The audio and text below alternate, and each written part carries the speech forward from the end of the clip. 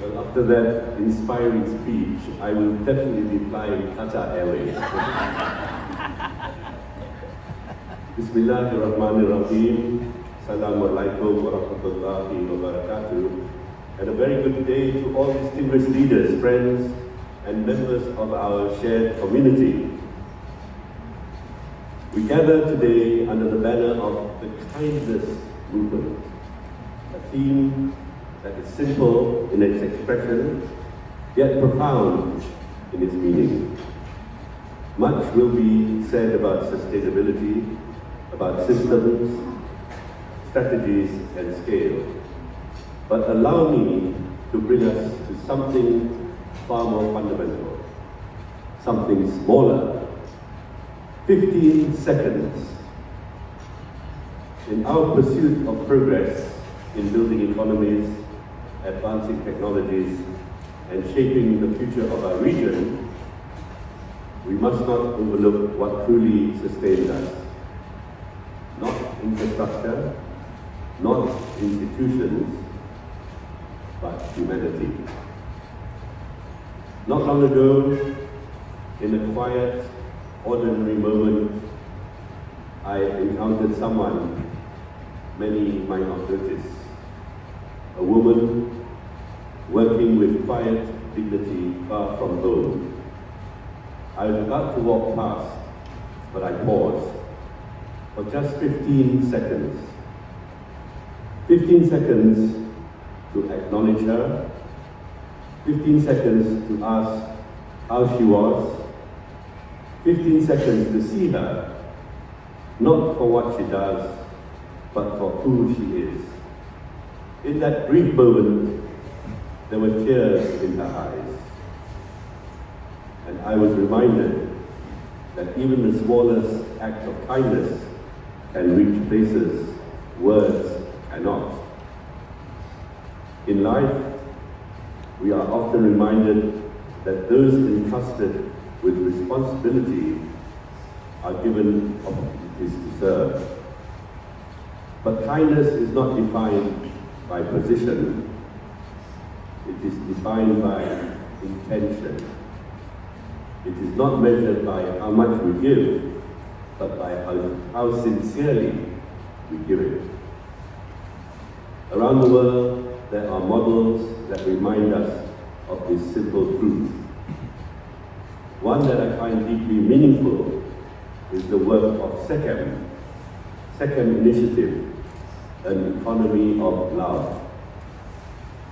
An economy not driven purely by profit, but by purpose, where businesses succeed because they uplift the people, restore the land, and act with responsibility towards future generations. In such a system, kindness is not an abstract idea. It becomes economic value. It becomes social impact. And it becomes environmental restoration. Today, we speak about carbon credits, a mechanism to measure and trade reductions in emissions. But perhaps we can also see them differently, not merely as financial instruments, but as reflections of conscious choices.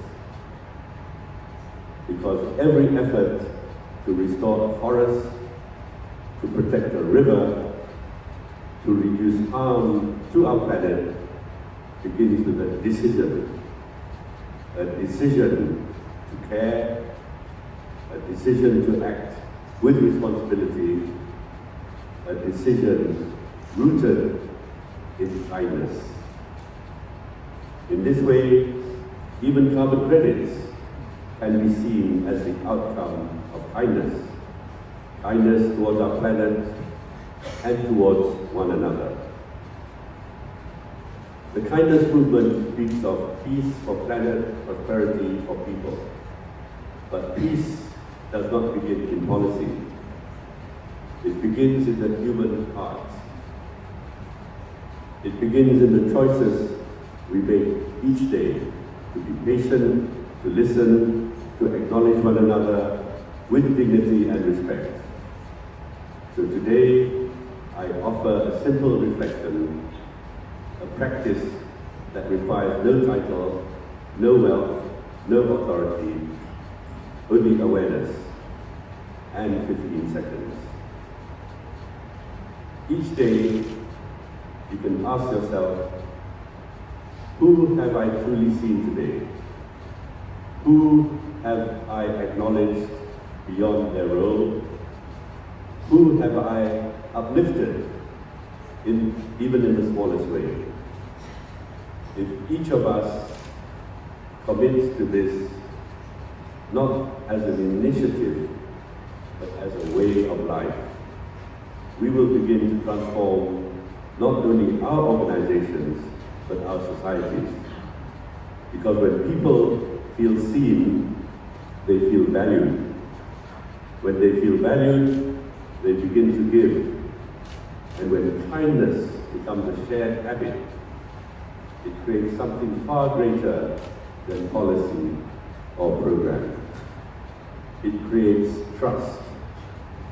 And trust is the foundation upon which sustainable futures are built.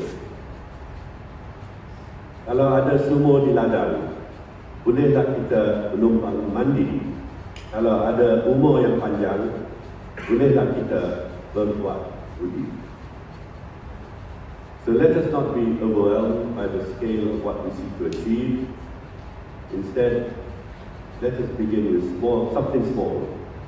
15 seconds, a moment of kindness, a moment of humanity, every day. Inshallah, from these small moments will come a future that is not only sustainable, but compassionate, inclusive, and truly human. Ladies and gentlemen, thank you for listening to my 15 seconds.